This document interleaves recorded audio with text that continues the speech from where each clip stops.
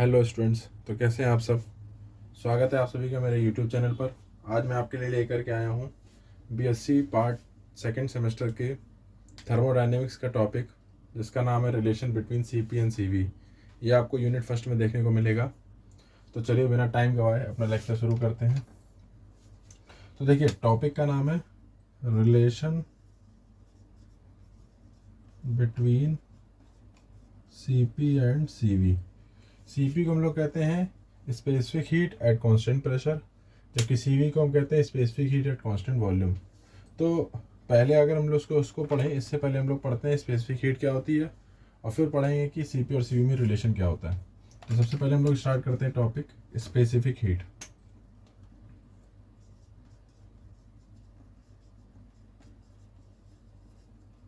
चलिए समझते हैं स्पेसिफिक हीट क्या है। देखिए, जैसे मान लीजिए आपके पास कोई सब्सटेंस है जिसका अमाउंट m है, हैविंग द मास m। कोई ऐसा सब्सटेंस हमने ले लिया या मटेरियल ले लिया जिसका मास m है, और उसका हमें टेम्परेचर रेस करना है T1 से T2, T2 से टेम्परेचर चेंजेस डेल्टा T।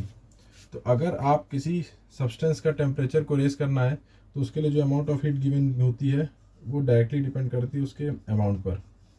जितना ज़्यादा अमाउंट होगा उतनी ज़्यादा हीट रिक्वायर्ड होगी। Second, heat given to the system is equal to increase in is proportional to increase in temperature. तो टेम्परेचर रेस की इक्वल होती है। दोनों को जब मिलाते हैं तो Q is proportional to m into delta T. Proportional का साइन हटने पे आती है constant C m into delta T. तो C is equal to Q upon m into delta T. चलिए, तो किसी भी सब्सटेंस की स्पेसिफिक हीट कैसे डिफाइन होगी, यहाँ पर उससे C को कांस्टेंट है जिसे कहते हैं specific heat of substance. C क्या है? C इज एक कांस्टेंट है और इसे ही हम लोग कहते हैं specific heat of substance. Specific heat of substance. चलिए, तो इस तरह से C का फॉर्मूला हो जाएगा Q upon m into delta T. अगर इसकी डेफिनेशन बनाई जाए तो if m is equal to 1 gram and delta T is equal to 1 degree Celsius, so C will be equal to Q।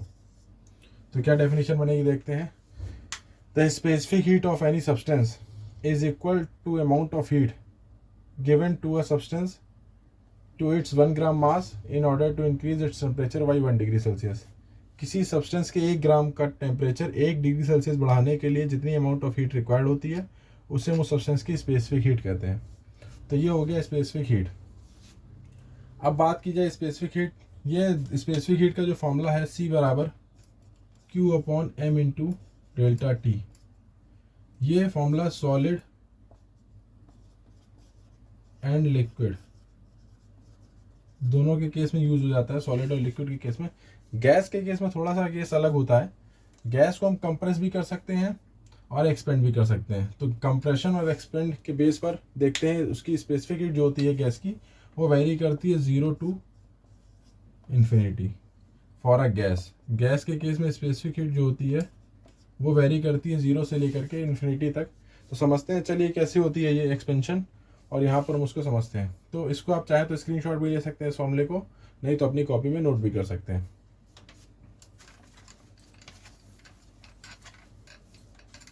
चलिए बात करते हैं फॉर अ गैस।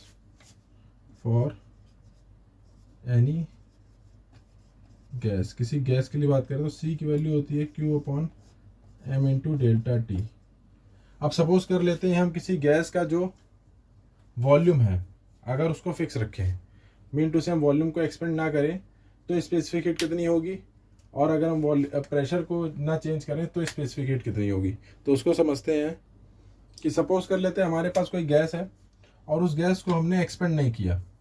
इस गैस को हमने एक्सपेंड नहीं किया, हमने उस गैस को कंप्रेस किया। We have compressed the gas. हमने गैस को कंप्रेस कर दिया, और कंप्रेस करने पे उसके टेम्परेचर में चेंजमेंट कितना, टेम्परेचर उसका राइज कितना हो जाएगा, डेल्टा टी। और इस केस में पूरे प्रोसेस में हमने अमाउंट ऑफ हीट नहीं दी उसको, mean to say temperature rise हुआ delta T and we have not provided any kind of heat to the gas. So in that case specific heat will be 0। तो इस case में आपने देखा कि हमने गैस को कंप्रेस किया है और हमने जो है इसको किसी भी तरह की हीट नहीं दी, तो इसकी स्पेसिफिक हीट होगी 0। सेकेंड केस आपका बनेगा कि यहाँ पर कंप्रेस किया था और इसी कंप्रेस गैस को हम एक्सपेंड करते हैं। ऑन एक्सपेंडिंग द गैस, देखिए जब गैस एक्सपेंड करती है तो होता क्या है कि उसका टेम्परेचर जो होगा वो फॉल होगा, mean to say temperature down होगा, मीन टू से उसमें कूलिंग होगी। तो जब उसमें कूलिंग होगी तो हमने टेम्परेचर को कांस्टेंट बनाने के लिए उसको Q amount of heat transfer कर दी and kept the delta T is equal to 0। Mean to say जब गैस को एक्सपेंड करा जाता है, कोई भी गैस कंप्रेस्ड थी उसको हम अचानक से एक्सपेंड करते हैं तो उसके टेम्परेचर फॉल होता है। जैसे ही टेम्परेचर फॉल होता है तो हमने उसके टेम्परेचर को 0 बनाए रखने के लिए उसको हीट प्रोवाइड कराई, टेम्परेचर डिफरेंस को 0 बनाने के लिए। तो यहाँ पर C की वैल्यू हो जाएगी आपकी Q upon M into delta T. अगर Q upon M into 0 so that will be infinity. तो आपने देखा in the case of gas, जब किसी गैस को कंप्रेस करते हैं तो उसकी specific heat is equal to 0 होती है, और जब भी उसी कंप्रेस्ड गैस को एक्सपेंड किया जाता है तो स्पेसिफिक हीट उसकी इन्फिनिटी होती है। तो हम इस गैस पे कह सकते हैं कि किसी गैस की स्पेसिफिक हीट 0 से लेके इन्फिनिटी तक वेरी करती है। तो पहला केस देखने को मिलता है कि जब हमने गैस को कंप्रेस किया, मीन टू से हमने उसके वॉल्यूम को कांस्टेंट बनाए रखा, वॉल्यूम कांस्टेंट बनाए रखा, हमने वॉल्यूम को एक्सपेंड होने नहीं दिया। सेकंड केस हम देखें, जब वो एक्सपेंड हुई तो हमने प्रेशर को कांस्टेंट बनाए रखा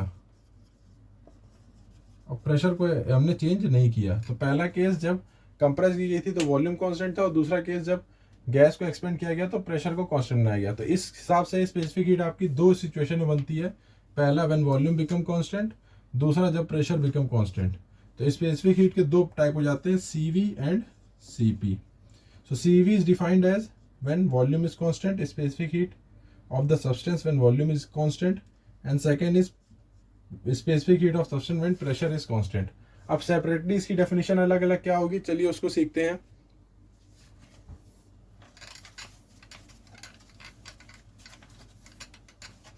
चलिए देखते हैं CP। First of all we will look for CP, specific heat at constant pressure. देखिए प्रेशर को हम फिक्स रखेंगे, डेफिनेशन वही होगी कि C इज इक्वल टू हम लोग को पता है Q upon M into delta T if M is equal to 1 gram and delta T is equal to 1 degree Celsius. So C will be equal to Q। और इस पूरे process में हमने गैस को एक्सपेंड किया है, तो एक्सपेंड करने पर गैस का प्रेशर रहेगा constant. So this will defined as the specific heat at constant pressure. So definition finally क्या बन जाएगी, किसी दिए गए सब्सटेंस के 1 ग्राम का टेम्परेचर 1 डिग्री सेल्सियस राइज करने के लिए एट अ कांस्टेंट प्रेशर जो अमाउंट ऑफ हीट रिक्वायर्ड होती है that is called specific heat at constant pressure. Similarly हम देखेंगे specific heat at constant volume, तो उसको चालू करते हैं, देखते हैं क्या है। CV specific heat at constant volume. तो डेफिनेशन सेम वही रहेगी, बस डेफिनेशन में फ़र्क क्या हो जाएगा कि यहाँ पर वॉल्यूम कांस्टेंट हो जाएगा। तो डेफिनेशन वही, C इक्वल टू हम लोग को फॉर्मूला पता है Q equal to M into delta T. Now substance का मास हमने ले लिया 1 ग्राम एंड टेम्परेचर राइज जो हुआ that is 1 degree Celsius. C is equal to Q, और जो पूरा प्रोसेस हुआ कांस्टेंट वॉल्यूम पर। So definition will become if the substance of 1 gram and its temperature is raised by 1 degree Celsius keeping the volume constant, then the amount of heat given to the substance is known as specific heat at constant volume। तो देखिए हमने दोनों चीज़ें समझ ली, क्या होती है specific heat at constant pressure और क्या होती है specific heat at constant volume. दोनों को यहाँ पे आपने क्लियर समझ लिया है। अगर आपको कोई डाउट हो तो लेक्चर को आप रिपीट करके देख सकते हैं, नोट करना हो तो आप स्क्रीनशॉट लेके नोट कर सकते हैं।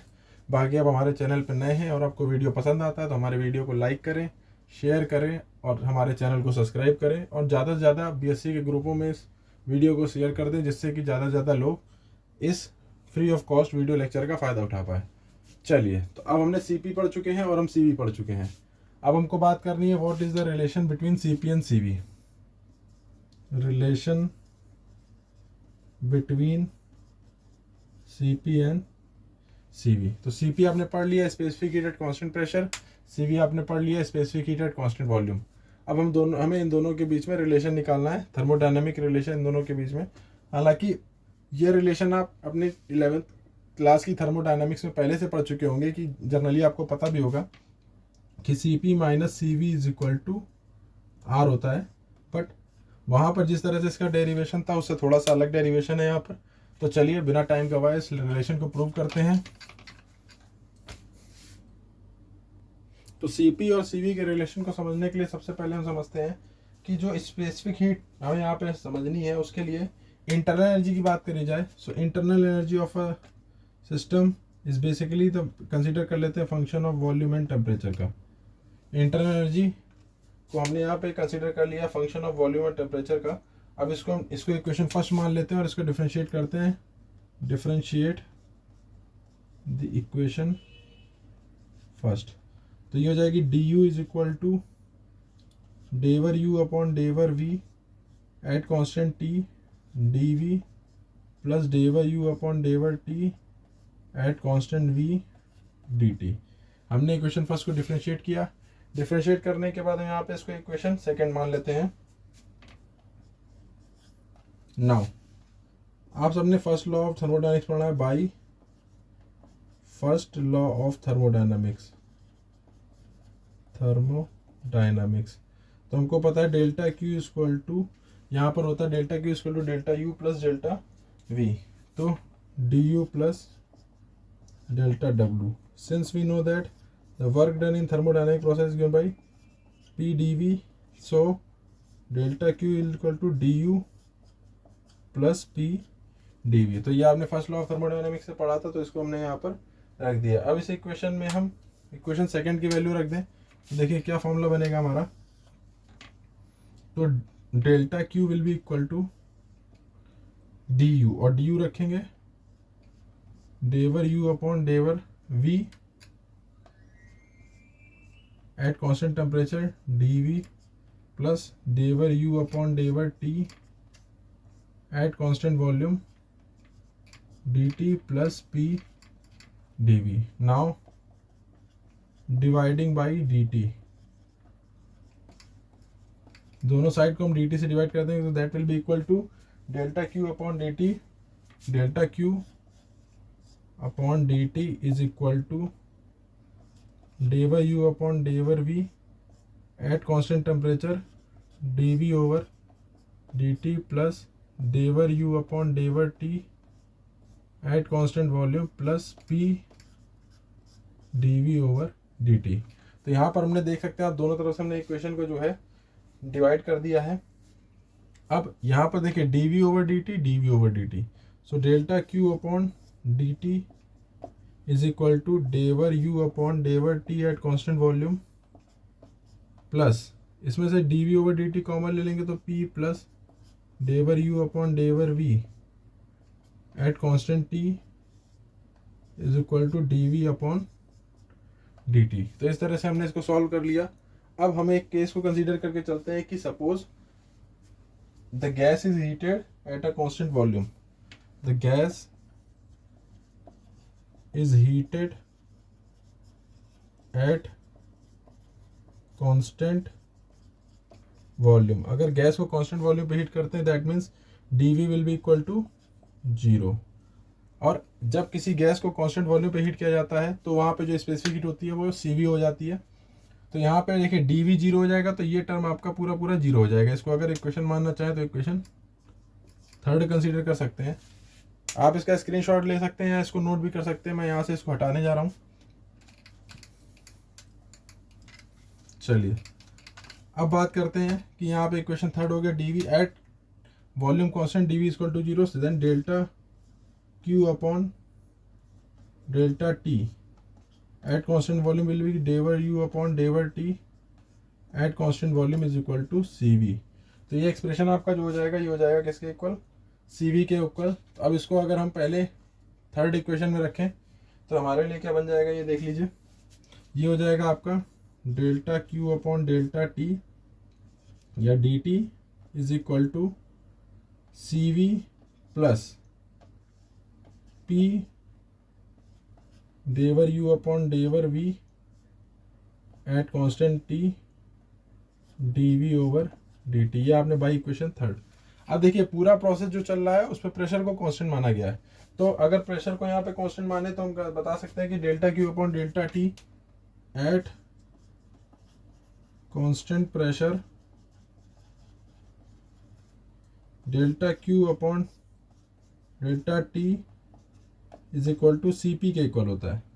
तो हम इसको अगर यहाँ पर रख दें इक्वेशन फोर्थ में, तो हमारी इक्वेशन बन जाएगी C P is equal to C V plus P del U upon del V at constant T D V upon D T. ये हो गई आपकी इक्वेशन 5। सिंपल सा प्रोसेस है, कोई ज़्यादा टफ नहीं किया मैंने। यहाँ पे डी टी से डिवाइड करने के बाद हमने एक कांस्टेंट वॉल्यूम मान लिया। कांस्टेंट वॉल्यूम होने की वजह से ये टर्म जीरो हो जाएगा, तो बचेगा ये term and that term will be equal to C V. हमने इसी जगह सी वी रख दिया। पूरा प्रोसेस एट कांस्टेंट प्रेशर है, तो delta Q upon D T at constant pressure will be equal to C P. तो देख सकते हैं ये हो गया C P C V P plus D V del U upon del V at constant temperature multiply by D V over D T. आप इसको note भी कर सकते हैं या स्क्रीनशॉट भी लेना चाहें तो ले सकते हैं इसका। चलिए आगे बढ़ते हैं, क्या करना है इसमें देखिए।